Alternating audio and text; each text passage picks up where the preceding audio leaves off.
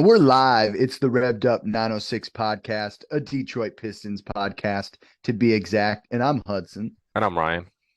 And well, Ryan, tonight's matchup ended with a Pistons win, a victory, a win that we wanted oh so bad. The Timberwolves ended with 118 points, and the Detroit Pistons ended with 135, which is actually the most points they've scored in a game since January of 2020. So, hey, shout out to the guys for going and getting a big win. What's one of your first takeaways from tonight's game? Definitely one of our best shooting games this season, and Yeah, probably arguably the last two seasons. It agree. felt like, at least. Yeah, it felt like a 3-point contest at times for Yep. sure. Oh yeah. But Sadiq Bey, whew, Mhm. 31 points, 6 rebounds, an assist, and a steal. He he balled out. Also 37 minutes. Yeah. I mean, we even saw Jaden Ivey with 40 minutes tonight. I mean, Yep. long extended minutes. I love it. Yeah. The one, I guess, takeaway that everybody would be sort of complaining about if they Mhm. didn't watch the game Right. is Nerlens' stat line. Just in the Okay. sense that he started still, I can but see that. I'm not upset. If you watch the game, you would see how big of an impact he actually made. Yeah, he wasn't shooting the ball, but he was blocking shots, getting steals, passing, getting boards. He was doing everything. So matching up against a guy like Rudy Gobert, that definitely helps. Yeah, and when you see him get extended minutes, you see him be more of a menace because he can kind of focus on what he wants to focus on in extended minutes. If he's only getting 8 minutes, there's only so much you can make a point to do, and Yep. that's really just not make mistakes. Where tonight with extended minutes had 21 on the game, showing that when he does get some more minutes, he can kind of focus on stuff he likes to focus on, which I believe is blocking because he gets Yep. pretty fired up, and then steals and just kind of being a pest. Yeah, 4 blocks and 3 steals. I'll take that. Yeah, for sure. Another takeaway, Hami playing another solid game. Yeah. He was 7 for 8 for shooting, 4 for 6 at the free throw line, played 26 minutes, had 16 points. Oh, my bad, 18. Mhm. 5 rebounds, an assist, and a steal. But he probably would have had at least 2, 3 more points there at the end if he didn't foul out. And that foul was a cheap one. I didn't think he actually fouled him, I but thought so too. yeah, Hami, the last couple nights has showed up. I don't know if he's had a good of like 5 game stretch in his career than what he's doing right now at the Pistons. He is really solidifying himself, I feel. And right now, this month of January has been a great month for Hami. And he needs to keep this momentum going because if he, and I've said it before, if he wants to be long term in Detroit, or maybe even in the league, he has to show that he can do this, and he is proving he can as of right now. I'm interested to see when we're on February 11th, this next a month from now, where Hami's at. If Yep. he's still putting up numbers like this coming off the bench, dude, I'm going to be a big Hami fan. Oh yeah. And that dunk tonight. Whew, Vicious, if that vicious. didn't fire you up, I don't know what will. Uh, well, actually, I will say this: the Gobert dunk did fire me up. The one where the putback, where he Yep. just cocked it back. Yeah, that was pretty good. But no, Hami's dunk was great. Another guy, Alec Burks, had a quiet 13. He was more of a facilitator tonight with 5 assists, which I don't mind that. He's Nope. very elusive and he has handles, so he'll easily break down the defense and then kick it out for a wide open three, aka Sadiq Bey or Bogey. But yeah, he had a good game off the bench. Kevin Knox only played 10 minutes, which it's a little concerning still because we keep going back to that and how or why he's getting such little playing time. Yeah. Uh, my my takeaway is probably that there's something that's bugging him. So like injury wise, but it's not like it's a full blown injury where they're like, oh, he's Okay. out, he's gonna miss this game. I think Okay. there's a lingering injury that it's more like soreness or something like that. Because there's in a game where almost everybody was at least playing 20 minutes, there shouldn't be a reason why he's only getting 10. Yeah. Especially with no Stu, no Duran, no we have two bigs out, right? We're kind of thin in Yep. that length department. I would expect to see more from Kevin Knox, but we just aren't really seeing that. And that I think that might be a good explanation. Speaking of injuries, we saw Isaiah Livers back for the first time since December Yep. 1st. So it was nice to see him. Didn't make too big of a splash, but his defense was fine. He had one bucket in there and he only took two shots. So Yep. it's not like he was throwing up a bunch of crazy shots. Another thing too is Sadiq Bey just kind of etched up the box score Yep. each and every quarter. We saw him go and get buckets at the three on the past the 3 point line, going 4 for 6 from the 3 point line, and then 10 for 16 in the field overall. One thing that I took away was there was a little bit less of him backing down. Typically he likes to catch it in the post, kind of back guys down. We didn't see that as much, but we saw him score at the basket a lot Yeah. of just getting kind of set up in the right spot, right time, and taking advantage of it.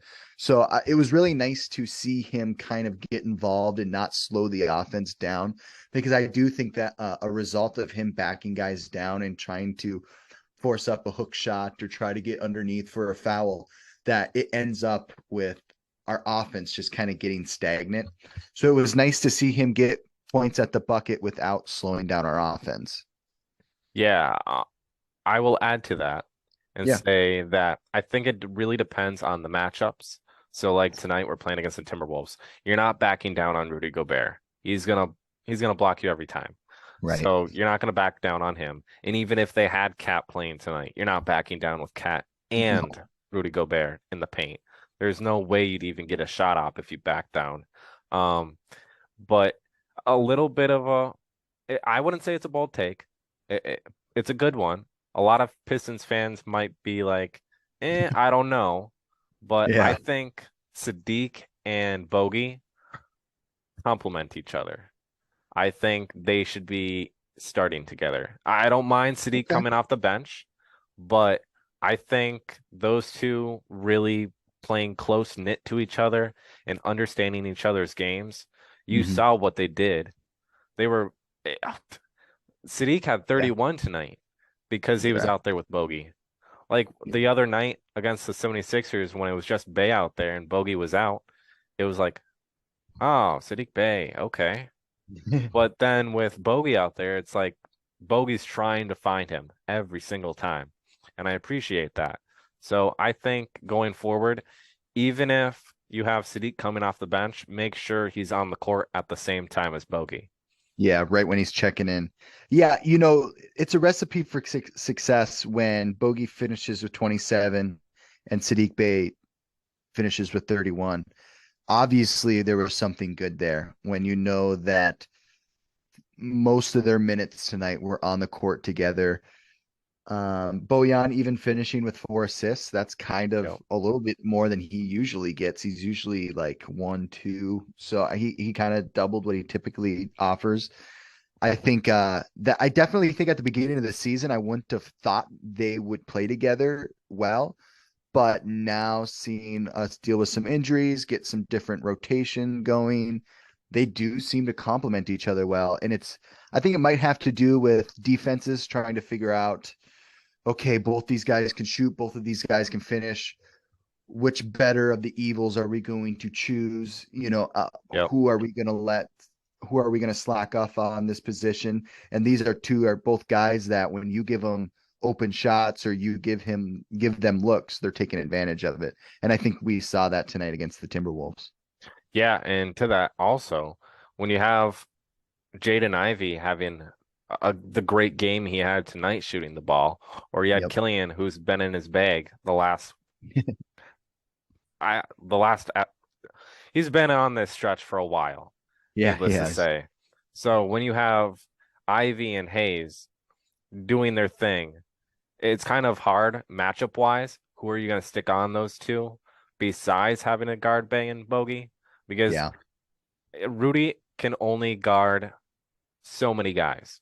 right. He's slow and long. So he will get you in the paint, Yep. but there's no way he's going to step out and try and guard you from three because you're just going to blow by him every single time. So I Hmm. think matchup wise, it's hard guarding a guy like Sadiq Bey, Bojan, Ivy, and Hayes. And then you Hmm. add in guys like Hami and Burks. Eh, We're just explosive right now. And we really brought the energy tonight, which was a big reason why we won this game.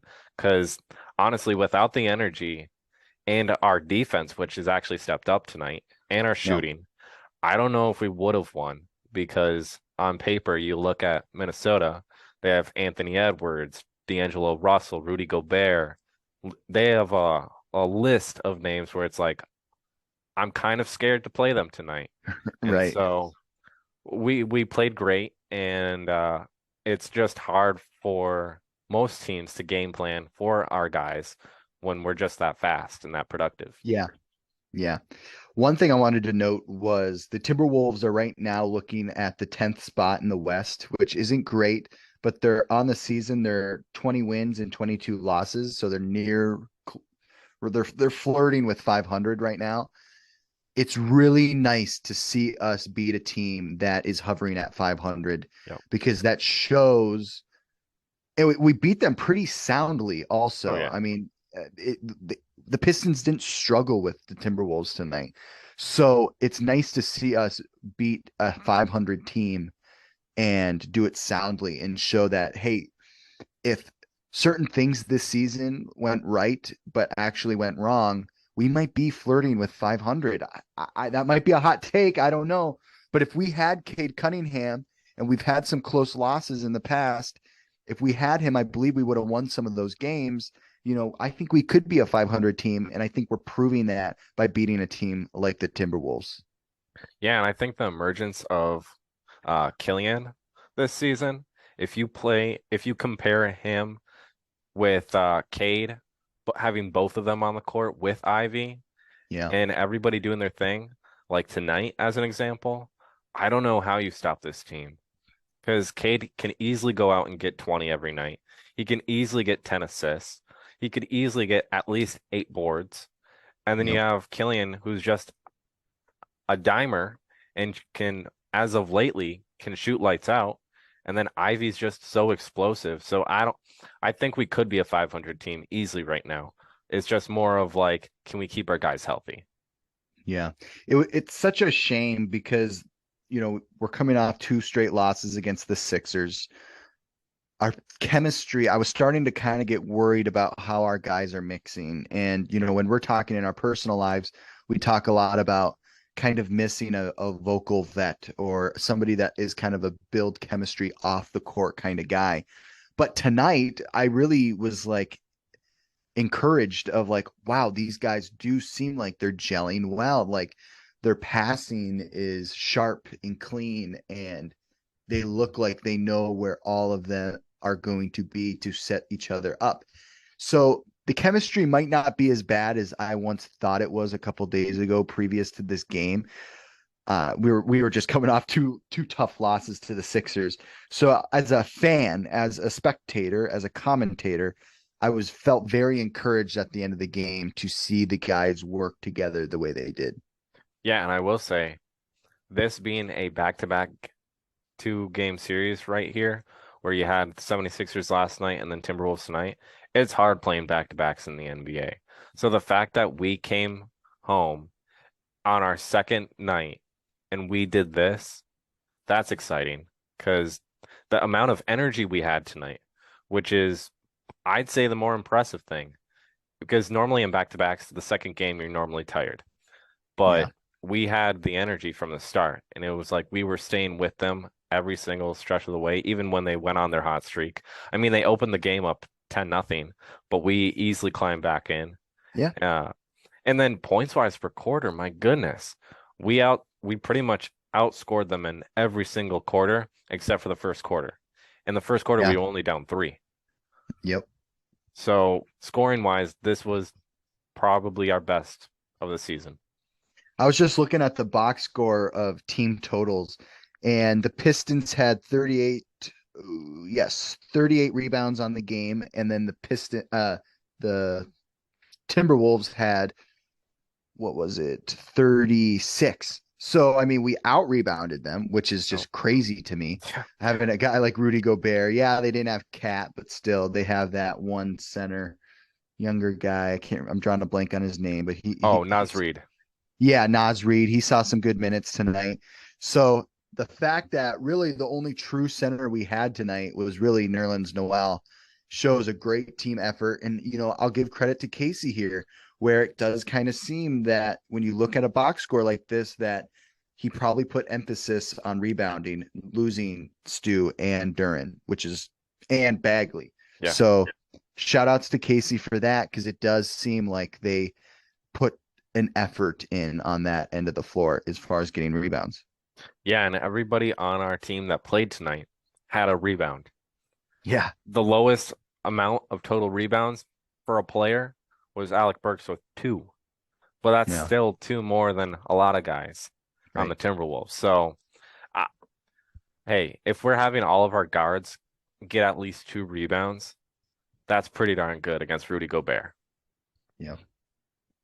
10 steals tonight for the Pistons, 7 blocks. I mean, that is just a recipe for success. If you're flirting with double digits and steals and blocks, that is just a-okay with me. That's showing that you're a pest, that you're frustrating the Timberwolves, and I'll take that. Any last takeaways before we wrap up tonight's recap? Ooh, where do I go? There's so many options. Oh yeah, we can knock out a Yeah. couple if you Oh, no, want. no. It's all good. It's all good. Okay, okay. Sadiq Bey, Yeah. it's been a long time coming.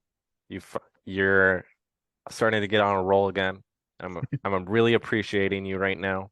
Yep. Keep doing your thing, and yeah, keep doing Yeah. your thing. Yeah. What the biggest thing for him is, like all these young guys, is let's find some consistency. Let's start with the base of knowing what you're good at, which is 3 and D.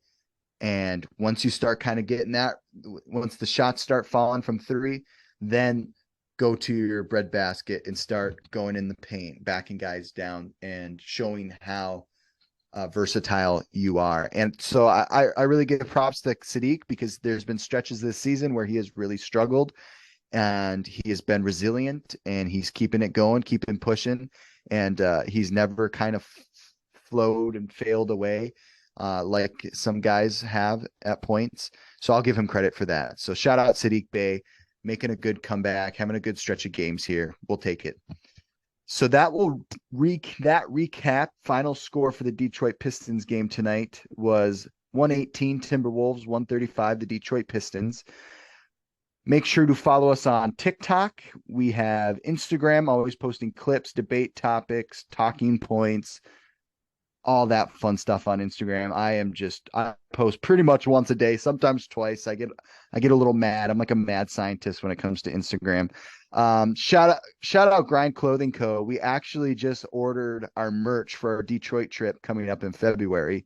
You can catch us in Detroit for the Phoenix Suns game and the Charlotte Hornets game at Little Caesars Arena, February 4th and 5th. We're looking forward to that trip, hanging around Detroit, gallivanting around Detroit, trying some good pizza, maybe get to some mom spaghetti. You know what I'm saying, Ryan? Oh We yeah. got to eat good while we're there. So if you guys want to come and see us or come and support the Pistons, go to Little Caesars Arena, February 4th and 5th for Phoenix Suns and the Charlotte Hornets. For me and Ryan, I think you guys will see us next in episode 10 on the Mothership podcast, where we will be talking about Nerlens Noel and Jalen Duren. See y'all later. Peace. Peace.